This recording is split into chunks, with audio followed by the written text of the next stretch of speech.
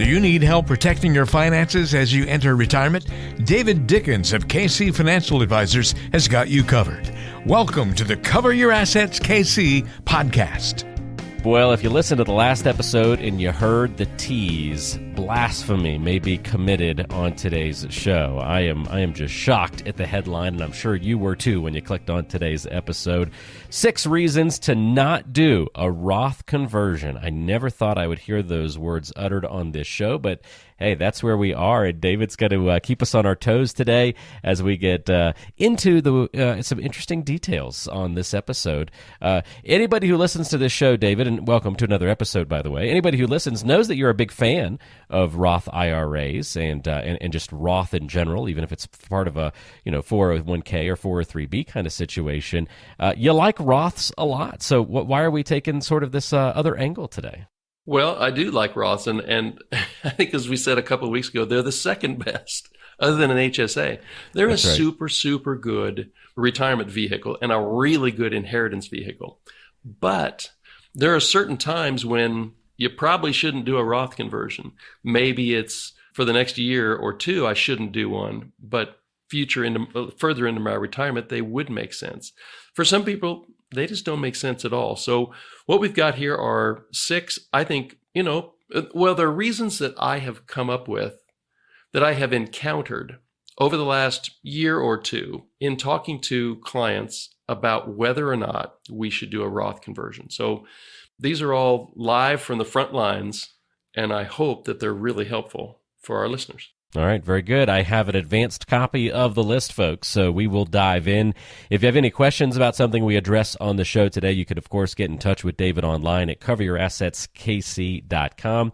If you're new to the show, David is the president and wealth advisor of KC Financial Advisors and based out of Overland Park. And we'll give you the phone number and ways that you can get in touch with David a little bit later on in the show, or just check the description for those methods as well. All right, so 6 reasons not to do a Roth conversion. How about number 1 here? I can't stomach paying my taxes early. Yeah, I hear that a lot. And, we've been taught for years, especially as IRA and 401k investors, defer paying that tax as long as you can. And that's true unless your future tax bracket is going to be higher. Basically, nobody listening to this podcast knows what their tax bracket is going to be in 2026 or 2028 or 2032. We have pretty good ways of guessing that, but we don't know for sure. So that I can't stomach paying my taxes early is an actual reason for certain people. They're saying, honestly, Dave, I'm just not going to pay the IRS early for that.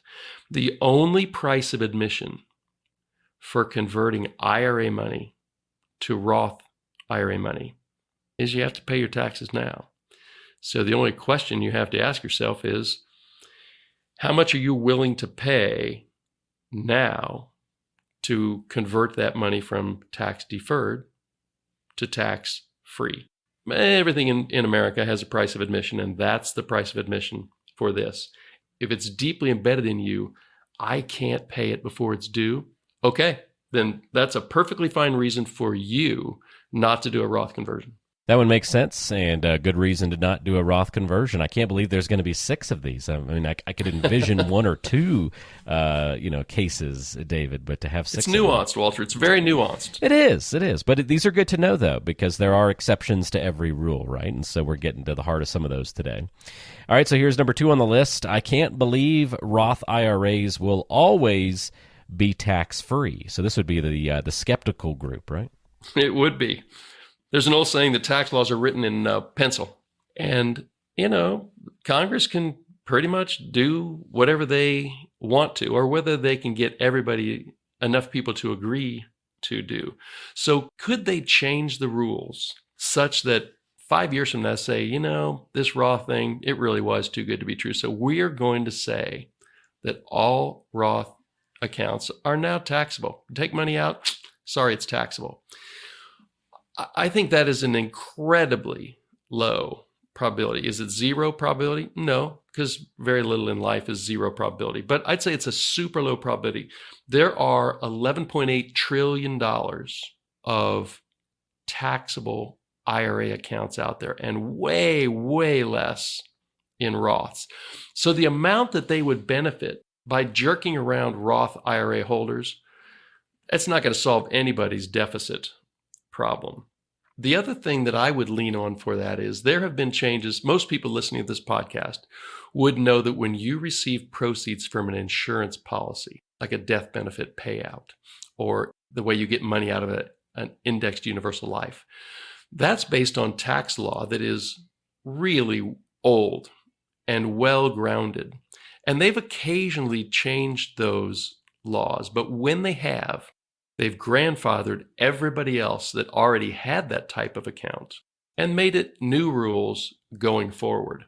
So if, in the very unlikely chance that Congress decides to do something with the taxability of Roth accounts, first of all, I don't think they're going to do that. Second of all, they are highly likely to grandfather all of our Roth accounts, the money that we already have in Roth accounts, to be tax-free coming out going forward. That's helpful to know, and that's great perspective on that reason to not do a Roth conversion. It sounds like you've heard some comments like that from people before, so very good. Well, you're kind of putting your trust in the government. Yeah. And the government has a $31 trillion debt problem, so they're going to fix it in some way, but I don't think that is a measurable probability as to how they're going to fix their debt problem.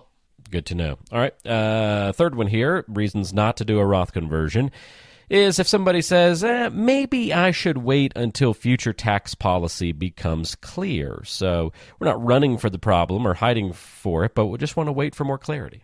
Yeah, so actually, I probably kind of blended some of the last answer with this answer. But if you're pretty convinced that it's a safer bet for you to see what tax increases are going to do, then it's unlikely you're going to be convinced by somebody to go ahead and take the leap into a Roth conversion now at today's tax rates.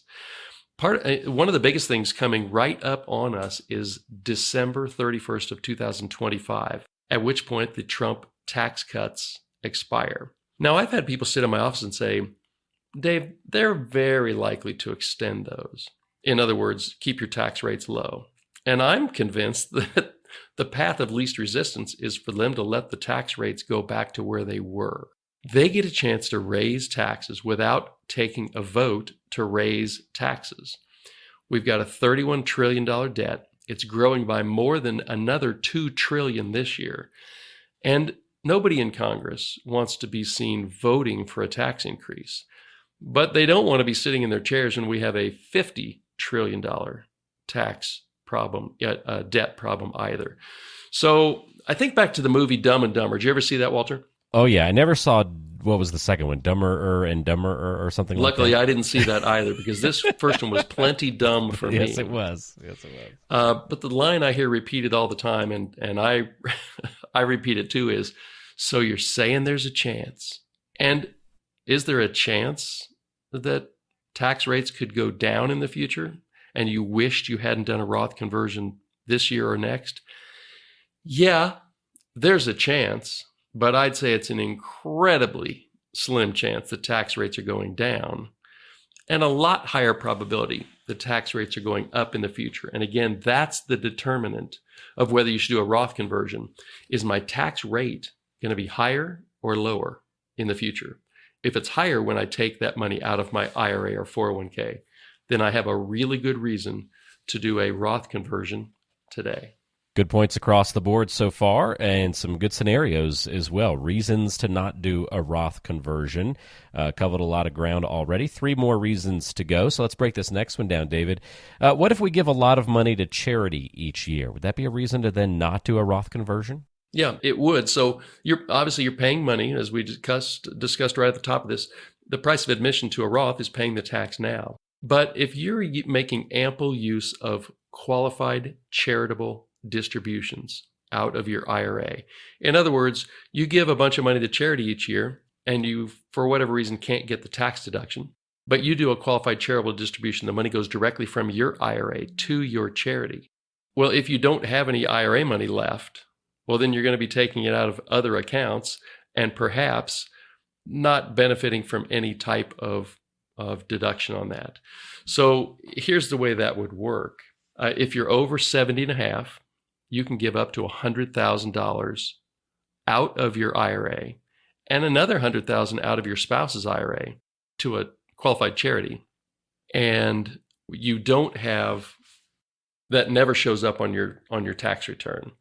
So if you now no longer have IRAs that you could do that with, what it probably means is that you paid tax money up front to make that Roth conversion when you could have just left it sitting in your IRA and gotten it out tax-free. So you got the contribution that you made when you were working, you got a tax deduction there, and the money you ship out to your charity as a qualified charitable distribution is a distribution from your IRA at 0% tax, the lowest possible tax rate. So if you're a really good giver, there are good reasons to keep some money in your IRA. All right, it's a couple of good reasonings there for that particular scenario. Wouldn't have even thought of that as being one of the reasons to not do a Roth conversion. I guess that's why we do this show, David, to learn a little bit along the way. The unintended tax consequences. I feel like you've mentioned this term before, but it escapes me to kind of what it's all relating to and what it means. This is why I turn to you for advice and guidance on the show, because sometimes I forget things. IRMAA, you have this as reason number 5, someone might not want to do a Roth conversion.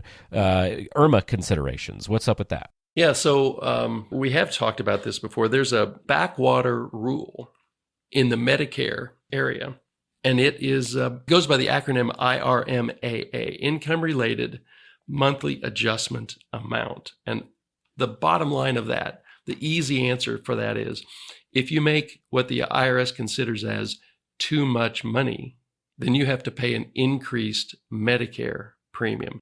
Is it a massive amount? No, but it is a major irritant if you trip over this trigger and all of a sudden you have more, you're receiving a penalty rate on your Medicare for an entire year. So here's how that works.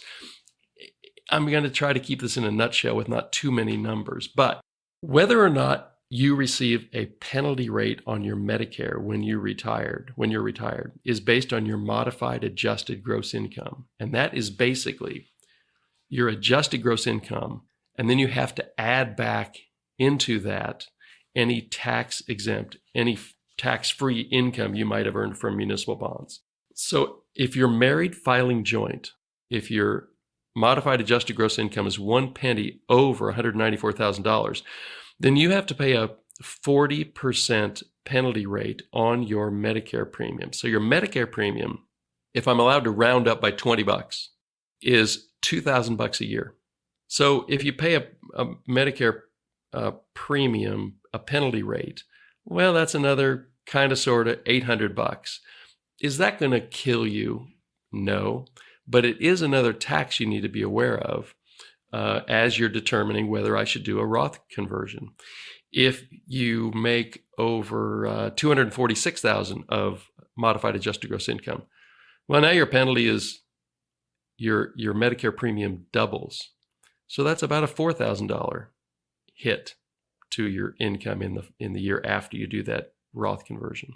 And it goes up from there such that your penalty, you could be paying a rate of more than triple what your normal Medicare rate is if you violate this IRMAA level of income. In other words, you make what the IRS considers to be too much income. So it's a penalty. You just want to know that, build that into your Roth conversion calculation. Because if you think you're paying this much in taxes, well, IRMAA is going to cost you a little bit more. Good to know that nuance as well. All right, last one, David. We've arrived at reason number 6 to not do a Roth conversion, or why that might come up. Won't a Roth conversion affect the tax on my Social Security?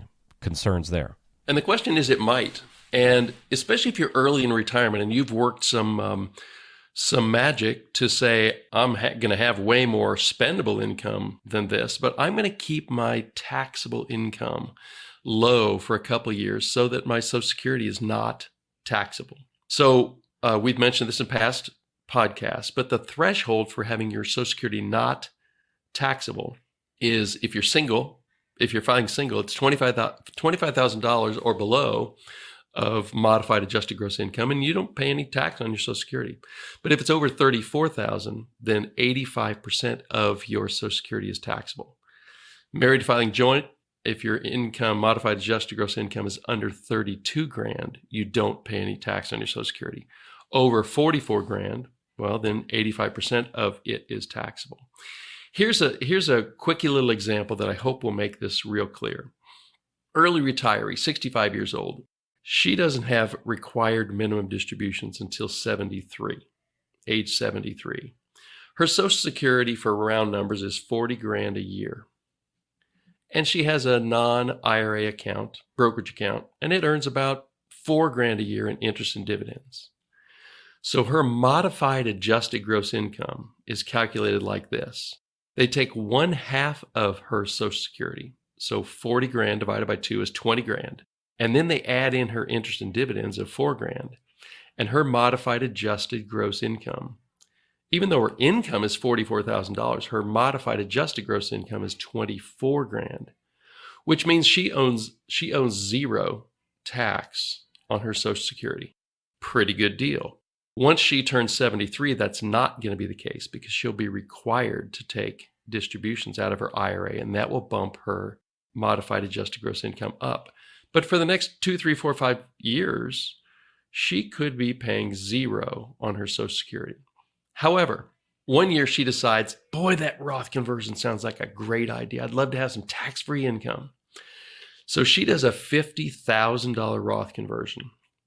And that has dramatically changed her modified adjusted gross income. So all the other numbers stay the same. She still has $40,000 of Social Security. She still has $4,000 of dividend income, but now this year she also has $50,000 of Roth conversion. So her modified adjusted gross income now is half of her Social Security, 20 grand, plus 4 grand of dividends, 24 grand, plus 50 grand of her Roth conversion. So she is now way over the minimum amount at which point your Social Security becomes taxable. So all of a sudden, 85% of her $40,000 of Social Security is now taxed. At what rate? Well, because of her Roth conversion, she's bumped herself up into the 22% bracket. So now all of a sudden, the tax on her Social Security is almost $7,500. So what she has to decide is, my price of admission, she would have to say to herself, for doing this Roth conversion, just went up significantly because all of a sudden my Social Security is taxable and before it wasn't. So that's an unintended consequence, kind of like violating that IRMAA limit. So when you are doing Roth conversions, that extra $7,500 in tax might be a very good reason why she would decide not to do a Roth conversion. A year or 2 or 3 from now, because of other things that happen on her tax return, she may already be in a spot where now her Social Security is taxable through no fault of her own. And in that year, maybe a Roth conversion does make sense. But in the year we just discussed, I think you'd be hard-pressed to put numbers together that would say that that was a good choice to do that Roth conversion. I guess the answer, Walter, is it's prickly. And there are certain things that are unintended consequences. I think we'd all agree our tax laws are way too complicated, but they can cause things to happen that you'd prefer to know about in advance and then make a really good informed decision. And some of those have to do with Roth conversions. Great points, David. And yeah, I love the breakdown of today's episode. A little outside the box today, not our usual Roth conversion fandom and loyalty, if you will. And no fun sounders and chanting by the crowd for the Roth, but some logical reasons for why you might take a different approach in terms of this conversation of whether you do this conversion, whether you consider Roth in your corner or not. Great breakdown there, and we'll have a recap of those 6 reasons in the show notes today if you want to see them listed out a little bit and readdress those questions in that fashion. And, of course, you can always listen to episodes multiple times if you want to check this one out again to get a little bit more detail and a little bit more refreshing. There will be plenty of other episodes that we do that talk about the benefits and the virtues of the Roth. Oh, you can count on that one. I know that is not going away. Exactly. But some good counter thinking on today's show. So if you've got questions for David, want some clarity around anything that we talked about today, or if you're pondering a conversion, a Roth conversion, and still need to know whether it's right for you, get a full analysis of your situation by meeting with David and the team at KC Financial Advisors. It's easy to get in touch. You can dial 913-317-1414. That's 913-317-1414, or go online to coveryourassetskc.com. Lots of good stuff available to you on the website, including past episodes, the blog, and much more. CoverYourAssetsKC.com, the place to check out there. David, thanks for all the help today. Appreciate it, and we'll look forward to another new episode next week. Yeah, enjoy your weekend, and I'll talk to you next week. We'll cook up something good for the next one, folks, so come back and join us on Cover Your Assets KC. Thanks for listening. Investment advisory services offered through ChangePath LLC, a registered investment advisor. ChangePath LLC and KC Financial Advisors are separate companies.